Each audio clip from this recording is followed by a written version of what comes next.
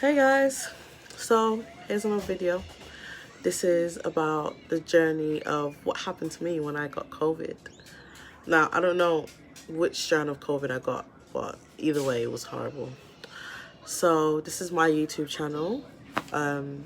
It's called Yummy Mummy, which obviously is a change from the name it was before. I'm still trying to figure out a name for my channel, so for now, Yummy Mummy and Kids. I think that's what it's called. I don't even know. But yeah, my journey through COVID. My birthday was January 11. I turned 28. I went to get a new car from what I was driving because I was driving a Nissan L Grand, but it was like really big and the engine size was like 3 point something, so like it literally eats petrol. So like it will be like I'll be spending like £20 for like a day, and I'm only doing like school runs or up and down or something, but it was just too much. So I traded in my car on my birthday, and then come to Friday, my daughter tested positive for COVID. I mean, they were already home anyways because they weren't feeling so well, but it wasn't nothing major. So their school asked me to do a test just to rule out that she ain't got COVID, and then she can come back to school. So I was excited to, get them back to school, And so I did the test and she went positive. Now my other son was negative. I was negative. My youngest was negative, but she was positive, so I was a bit confused. But yeah, so we started isolation. We were doing all right. She was okay as well. And then Saturday came, and literally Saturday, I started to feel ill. I had this, I normally suffer from migraines anyways, but I had like a massive migraine that just wouldn't go away. And then I had a bit of a fever. I felt a bit feverish. My temperature wasn't too high, but I just felt feverish. So I took a test and then I tested positive. And I thought, okay, this just feels like a cold. I wasn't too fussed about it. I just thought, okay, yeah, I'm just having a cold or something. But when I tested positive, I was like, okay, I've got the COVID. And literally from there, coming to nighttime, because last year I was diagnosed with sleep apnea. For those of you that don't know, it is a condition where you stop breathing a few times at night. So I had to get a sleep test done last year, and come to find out within an hour I stopped breathing 15 times. So I'm supposed to sleep with a CPAP machine. I'm not sure if you guys know it. I should have it here somewhere. So basically it comes with a mask, which the other side has come off. Ah, there it is. So this is my mask, and basically, yeah. So put this over my face. And I go to sleep with it basically. I don't use it because for me, I'm claustrophobic. So like, I've always had a problem with an oxygen mask. Even when I was having my daughter, I didn't really like having the oxygen mask on my face because it made me feel claustrophobic. I did try it a few times, but I just didn't like the way it felt. Like when they first introduced the machine to me, I thought, okay, it'll take a while. They showed me a video that said obviously it'll take some time to get used to, but it'll be good for me. But to be honest, I find it harder to sleep with this machine than to sleep normally, because as I said, this thing covers my nose and my mouth, so it's so uncomfortable. So like, I'll sleep like that. And the thing is with me, I don't normally breathe through my nose. I normally breathe through my mouth. It's been like this for a while. I got something called is it rhinitis? I don't even know if I'm pronouncing that properly, but like basically it's inflammation of the nose. So I sometimes I don't taste and sometimes I can't smell. So even cooking, I'm surprised that most of my foods would taste really good because sometimes I can't taste. So I just gotta like improvise kind of thing. So yeah, back to the machine. I don't use it that much because I'm claustrophobic and because I breathe through my mouth. So what happens is with this machine on, my mouth is open when I'm sleeping, and with that comes things like a bit of drooling. So when you drool, it crowds up the machine, and I felt like I was drowning. So I did say to them, is there something where they can just give me just for my nose? But then again, it would be kind of hard to do the nose one as well because I don't breathe through my nose. How does the oxygen go in? And like when you put this machine on, it's like it puts a lot of pressure down your throat. Obviously, I know it's supposed to, as soon as I stop breathing, just like kind of kickstart me breathing again, but it's just too much pressure, so I don't use the machine. But literally, because I have sleep apnea, it means during the day sometimes I get like shortness of breath. So what ended up happening is when I ended up getting COVID, I was terrified because at nighttime it now became, that's my son, I don't know if you guys can see him, let me show you him. That's Elijah, say hi. But yeah, so basically, on the Saturday night, I was struggling to breathe. It wasn't fun for me. It was very scary. I didn't want to go to sleep because I just felt like, because obviously with the sleep apnea, it basically means you can die in your sleep. So I just felt like I didn't know what to do. I was struggling to breathe, so I just sat up. And then when I did fall asleep, because obviously you can try to fight sleep as much as you want, but I mean, eventually you knock off. So when I knocked off to sleep, I woke up and I was gasping for air because it was just, I don't know what happened. I was just gasping for air. And obviously it's just me and my kids now. Me and my husband is separated, so it's just me and my kids. And it's not like he can run over here and help me. And even if he could, I doubt he would anyways. But literally it was just a thing where I woke up and I was gasping for air and I was coughing and I just felt like I couldn't breathe, and it was a disaster. Honestly, going back to sleep, it just kept happening. It's like I was just choking up in my sleep. And then the next day, which was the Sunday, came the coughing and the sore throat. I woke up and like my throat just felt like it was going to close up. It was,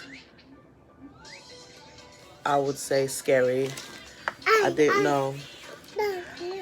I didn't know what to do, and I didn't have anyone to help me, and I was terrified about my kids as well because I felt like if I'm feeling this way, how is it that my children will feel, you know? They did have a bit of sore throat, but nothing serious, whereas in me, I dealt with it, the coughing and the sore throat. And as the days went by, every time it came to nighttime, I just didn't want to sleep because at nighttime, it's like the coughing got worse and my shortness of breath was getting worse. And obviously when I called 111, there was nothing they can really do for me because, I mean, at this point, all of us was positive. So I didn't know what to do. So all the people out there that are saying that COVID is not real, haven't dealt with it myself, it is real. And so what I'm going to do now is I'm going to get vaccinated. I mean, obviously getting vaccinated doesn't mean I'm not going to catch it, obviously. But it does help to take the edge off if I was to catch another strain of the COVID. A lot of people don't believe in the COVID and they think it's a lie. Honestly, it's not. And it's horrible, especially when you have a certain condition, to deal with this. It's not easy. When you're on your own with kids, the good thing is I didn't end up in hospital. I could have because I was struggling to breathe. But for those people who are out there who refuse to test themselves or refuse to take the necessary precautions. Like when they say if you got COVID, you got to isolate, and you feel like, oh, well, I don't see the point of isolating because you've got better things to do. You have to think of other families that you're putting at risk, and it's not nice. If you see anyone doing that, I would say report them, because how is it that you can live with yourself knowing that you have the COVID and going around someone else can put them at risk?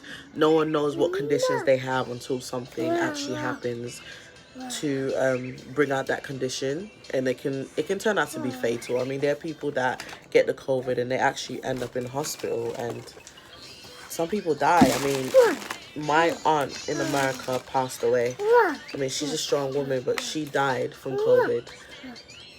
And she was a nurse. Obviously, she could have stayed home and just, like, protected herself, but she wanted to be out there helping people as much as she can. And she ended up getting COVID. And before she knew it, all her organs were shutting down. Now, I didn't know this was happening to her until I woke up one morning and I saw RIP on Facebook, and I was just wondering, oh my God, no, she actually died. Wow, okay. But there are people dying out there, so, I mean, if you don't want to get the vaccination, no one can force you. I mean, the fact that the government is trying to get us to do it, you can't force anyone to get vaccinated. It's the same thing with the vaccinations that are for the children. You can't force parents to vaccinate their kids. But I would say if you do have COVID, do self-isolate, because it's not about you. I know you probably got stuff to do and you don't want to put away your time and effort, or maybe you got work, you don't want to miss work and stuff like that, but you need to think of other people, because anyone you go around, they're now at risk of catching this, and you don't know who has what condition, and especially those whose immune system is compromised, you're putting them at risk of dying, and it's not fair that someone else should lose their life just because you don't feel like isolating yourself or doing what you need to do. But at the end of the day, yeah, COVID's real, guys, and it doesn't feel good. I've been feeling horrible. I mean, I still got the cough and a bit of the sore throat, but I am negative now. I'm definitely negative, as you can see here. Oh, I don't know if you can see that. Too much light. Okay. Too much light, but I don't think you can see that. No, you're not going to be able to see it. It's too much light. But, yeah, I'm negative. Don't think you can see that. No. No, you're not going to be able to see it, unfortunately. Too much brightness, I guess. But, yeah, I'm negative. I'll put up a picture. You can see the picture right there. Negative. But, yeah, you guys need to self-isolate. Think about other people and not be so selfish. It's real out here, and this COVID has been here for quite a while. I mean, when Ebola came out, it wasn't so bad. But with this COVID, it is really bad. It's really bad. So it's been here for years. For me, from the day I heard about COVID, the first thing I said is, obviously, I think Boris should just shut down the airports.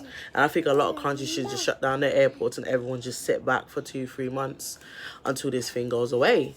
Like, eventually it'll go away. I mean, but the fact that the airports are open, we're having more people coming in and going out.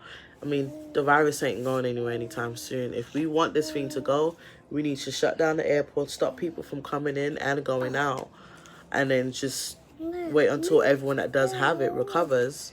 And there we go. We can open things back up again. But with the way things are going, COVID's going to be here a long time. It's just going to be a normal way of life as time goes on. And it's so sad because a lot of people have lost their lives to the COVID from not listening or not believing in it and things like that. And I think ignorance is the biggest killer. The more ignorant you are, the more you won't understand what's happening, because it really baffles me when people say to me, oh, the government are just trying to kill people off, or, oh, COVID is not even real, it's just a cold. How ignorant can you be? Like, that ignorance is going to kill you. COVID is real. You don't have to get vaccinated, but if you coughing and you sneezing up the place, stay yourself home. Don't be going out there infecting other people, because they don't need your germs. Stay home. I don't care what you have to do, what your life is. Stay home, because other people's lives matter too. It's not just yours. But a lot of people don't think about that. They just like do what they want to do. But yeah, from someone who has survived the COVID, it is real. Get vaccinated. If you don't get vaccinated and you do catch COVID, please isolate to protect other people. There are old people out there who have compromised immune systems, and other people out there that have problems with their respiratory, just like me, and they have asthma and other things. It is selfish to not isolate when you know, even if you know there's a possibility that you may have COVID.